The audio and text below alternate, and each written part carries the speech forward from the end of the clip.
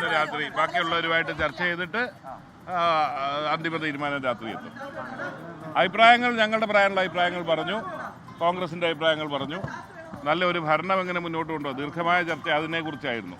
ബാക്കി എല്ലാവരുമായിട്ട് ചർച്ച ചെയ്തിട്ട് ഇന്ന് രാത്രി കൊണ്ട് വകുപ്പിന്റെ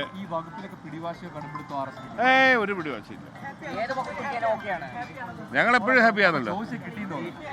ഞങ്ങൾ റിസൾട്ട് വന്ന ദിവസം മുതൽ ഞങ്ങൾ ഹാപ്പിയാണ്. കാരണം അല്ലല്ല, അതൊക്കെ ചുമ്മാ ഞങ്ങളെല്ലാം അല്ല, അത് ഞങ്ങൾ കുറേ ആശയം അങ്ങോട്ടും ഇങ്ങോട്ടും ഞങ്ങൾ ചർച്ച ചെയ്തു. ഇനി ഒരു അന്തിമ തീരുമാനത്തിൽ എത്തുന്നതായിരിക്കും രാത്രിയോട് അറിയാൻ പറ്റും. തീർച്ചയായും RSP നേതാവ് ഷിബു ബേബി ജോൺ മാധ്യമങ്ങളെ കാണുകയായിരുന്നു. നേരത്തെ തൊഴിൽ വകുപ്പാണ് കൈകാര്യം ചെയ്തത്. എന്നാൽ രാവിലത്തെ പ്രതികരണത്തിൽ തൊഴിൽ വകുപ്പിന് പഴയ അത്ര പ്രസക്തി ഇല്ല എന്നൊക്കെ പറഞ്ഞിരുന്ന ഒരു വകുപ്പ് മാറ്റ ആവശ്യം എന്തായാലും ഉന്നയിച്ചിട്ടുണ്ട്.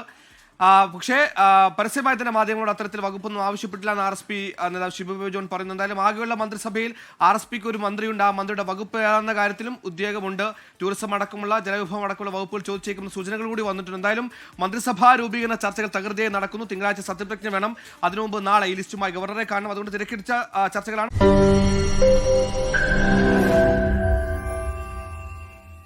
ലോകത്തെവിടെയായാലും ഏത് സമയത്തും 24 വാർത്തകളും ഓഗ്മെന്റഡ് റിയാലിറ്റി പാക്കേജുകളും എക്സ്പ്ലെയിനറുകളും വിശദമായി കാണാൻ ഞങ്ങളുടെ യൂട്യൂബ് ചാനൽ നിങ്ങൾക്ക് സബ്സ്ക്രൈബ് ചെയ്യാം.